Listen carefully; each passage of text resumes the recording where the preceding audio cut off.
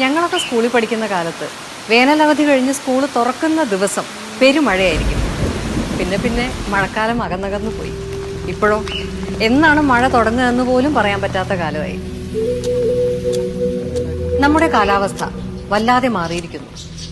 അത് നമ്മളെ മാത്രമല്ല, മറ്റെല്ലാ ജീവജാലങ്ങളെയും പ്രതികൂലമായി ബാധിക്കുന്നുണ്ട്. ഈ കാലാവസ്ഥാ വ്യതിയാനം ഒരു പരിധിവരെ ചെറുക്കാൻ വനങ്ങൾക്കേ കഴിയും. കണ്ടില്ലേ, എത്ര സുന്ദരമാണ് നമ്മുടെ വനസമ്പത്ത്, അതിലെ ജൈവ വൈവിധ്യം. അതിൽ ഒരംഗം മാത്രമാണ് വിവേകബുദ്ധിയുള്ള മനുഷ്യൻ. ഈ വൈവിധ്യമുള്ള ജീവജാലങ്ങളെയെല്ലാം പരിരക്ഷിക്കേണ്ട ചുമതല നമുക്കെല്ലാവർക്കുമാണ്. നഷ്ടപ്പെട്ട സ്വാഭാവിക വനങ്ങൾ നമുക്ക് തിരിച്ചു പിടിക്കേണ്ടതുണ്ട്. കാരണം അവയുടെ എല്ലാം നിലനിൽപ്പിനെ ആശ്രയിച്ചാണ് നമ്മുടെ അടുത്ത തലമുറയുടെ നിലനിൽപ്പ്. ലളിതമായി പറഞ്ഞാൽ ഇങ്ങനെ ഓരോ ഗ്ലാസ് വെള്ളം കുടിക്കുമ്പോഴും ഓർക്കേണ്ട ഒന്നാണ് നമ്മുടെ കാലം. അതാണ് നമ്മുടെ വീട്.